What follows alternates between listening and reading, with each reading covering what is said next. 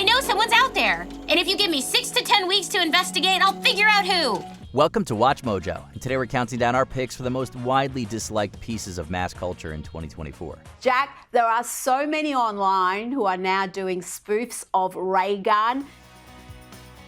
Number 10, Katy Perry's comeback.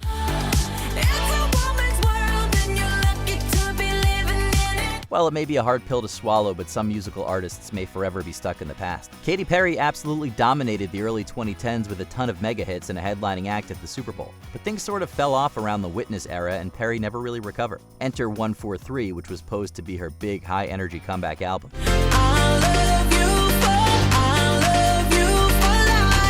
The results were, well, disastrous. Woman's World was hailed as a terrible lead single, and the album itself was considered virtually unlistenable. Nearly everything about it was criticized, including the cringy lyrics and the bland, painfully outdated production. Some even suspected it was made by AI. The future is now.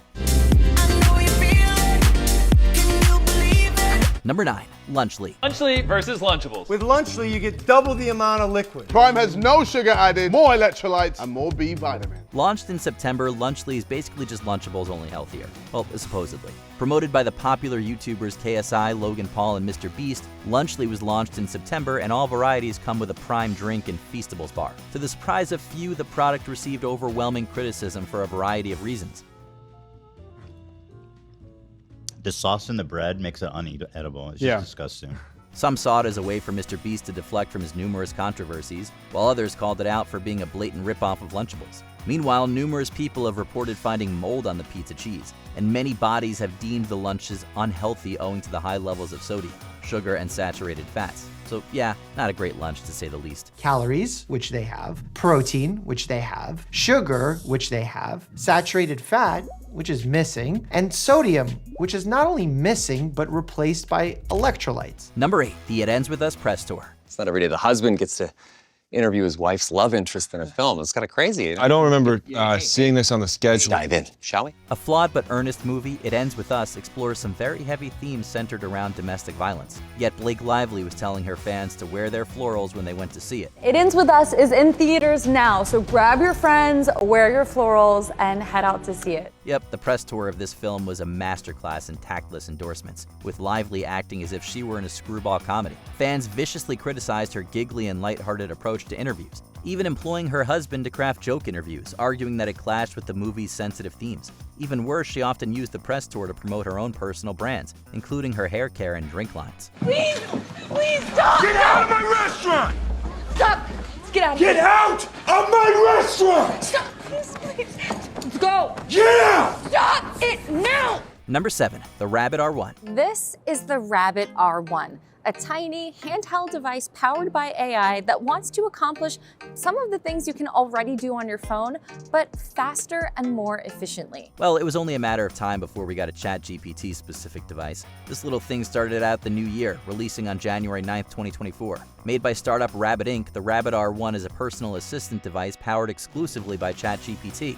Its launch did not herald the AI revolution. And it's also just straight up missing a ton of what I would consider just basic features, like it can't set alarms, can't set timers, it can't record videos, can't record photos, can't send emails, there's no calendar built in. There's just a lot of things that I would want an assistant to do, not here. The Rabbit was widely hated, with many people pondering its very existence and claiming that all of its features could be found on a basic smartphone. And it wasn't even a good device, with bad bugs and a severe lack of features. If that wasn't all, YouTuber CoffeeZilla alleged that Rabbit Inc. was a scam born from a shady company, and massive security issues were raised in regards to stored user data. But what if I told you that wasn't the biggest scam?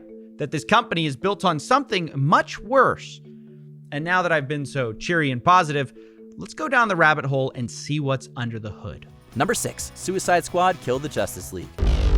I gave you orders. Kill the Flash, or I'll kill you myself. Poor Suicide Squad can't get anything right. The first movie had a mixed reception. Birds of Prey was a huge bomb, and now this. Kill the Justice League had huge promise, being made by the famous and consistent Rocksteady Studios. We have no idea what happened, but yeah, there was some obvious behind-the-scenes drama going on here. Did you get him? Really? Why don't you just mail me the bullet? Kevin Conroy was excellent as ever playing Batman, but the monotonous looter-shooter gameplay was widely criticized. and the live service nonsense continuously got in the way of any semblance of fun. Not surprisingly, the game joined Birds of Prey in the bomb bin, losing Warner Brothers up to $200 million. You want to see what a real hero can do? I'll show you. Number 5, the first presidential debate. That's the biggest lie. He's a 6 handicap of all. I was an 8 handicap. Yeah. 8. Never. But I had, how many? I've seen you swing. I know you swing.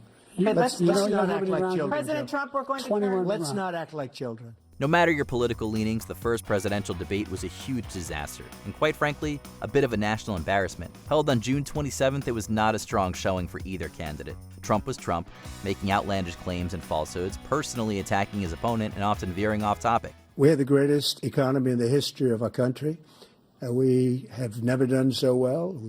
Everybody was amazed by it. And Biden was a mess, with even the most left-leaning organizations calling his performance a wreck. He would ramble incoherently, stumble over words, and stare off into the distance like a robot on rest mode. The performance was so bad that it killed Biden's presidential career, and he withdrew from the race less than a month later. And I'm going to continue to move until we get the total ban on the total initiative relative to what we can do with more Border Patrol and more asylum officers. Number 4, Velma Season 2. But that's a mystery, and I don't solve mysteries. Not anymore. Frankly, we don't know how Velma was even renewed for a second season in the first place. It was overwhelmingly hated, with fans and critics alike slamming its humor, cynical subversion of the Scooby-Doo formula, and the characterization of the title character. It even became one of the lowest rated shows on IMDb and currently stands at just 1.6. Regardless, we got a second season and, well, it was what everyone expected. I give myself 10 minutes before I'm asked to leave. Velma, no one's gonna ask you to leave. As crazy as this sounds, you're popular now. It's a small improvement over season 1, yes, but all the major flaws are still there, and the vitriol against it was just as strong. An adult Scooby-Doo sounds like a great idea. Hopefully we get a good one someday. Velma, is that you? Or have kids wised up and started copying your brilliant mix of brains and bangs? Oh, Mr. S. Number 3, Raygun. Oh, and breakdancing made its Olympic debut. What? Please, stay seated. The Olympics are a worldwide sensation, an enormous and enormously expensive production that attracts the world's best athletes and proves that even amongst geopolitical strife, we can still come together in the name of friendly competition. And all that goodwill was evaporated by a dancer rolling around like Homer Simpson. Rachel Gunn, or Raygun as she's famously known, broke the world with her bizarre breakdancing. With rolls, fish flops, and even some kangaroo hops, she looked like a toddler trying to impress their parents with their amazing dance moves. The world could only grimace, and Raygun became the social media breakout of the Olympics. Gunn ultimately retired from professional breakdancing following the games, citing the poor reception to her routine. This person is a teacher. They're shaping the minds of the next generation of leaders. Look, I don't know how many leaders are going to be studying dance theory, to be fair in her defense, but this is not a serious person. Number 2, Madam Web. What?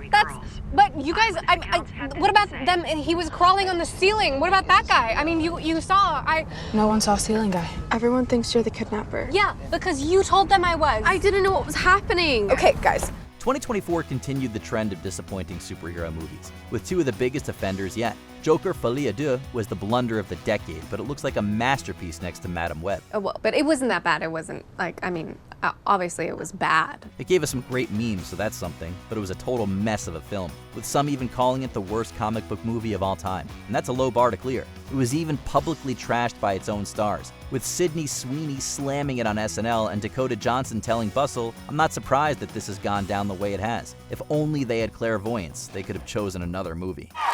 You might have seen me in Anyone But You or Euphoria. You definitely did not see me in Madam Web. Before we continue, be sure to subscribe to our channel and ring the bell to get notified about our latest videos. You have the option to be notified for occasional videos or all of them. If you're on your phone, make sure you go into your settings and switch on notifications. Number 1, Jake Paul versus Mike Tyson. Jake Paul, 12 of 53, 23%. Tyson coming out aggressively. 5 words. What the heck was this? The fight received a huge amount of criticism even before it began. It was an obvious cash grab, and Paul received a dose of public blame for fighting a 58-year-old with health problems. But even those who were looking forward to it found it a huge disappointment. While the other fights on the card were great, the headline act fell harder than a boxer put to sleep. Mike Tyson taking punishment here in round 3 from Paul. Taking bad punishment. The production was an amateurish mess filled with technical difficulties and constant buffering. And the less said about that fight, the better. It was nothing but a leisurely stroll around the ring, and Tyson looked completely gassed. It was boring. It was sad. It was not good. And many of my 50-something friends blew up my phone wondering if the old guy could do it for the rest of us. Unfortunately, reality had other ideas. And what else did you hate in 2024? Let us know in the comments below. I think she deliberately did it to be a gimmick. Did you enjoy this video? Check out these other clips from WatchMojo, and be sure to subscribe and ring the bell to be notified about our latest videos.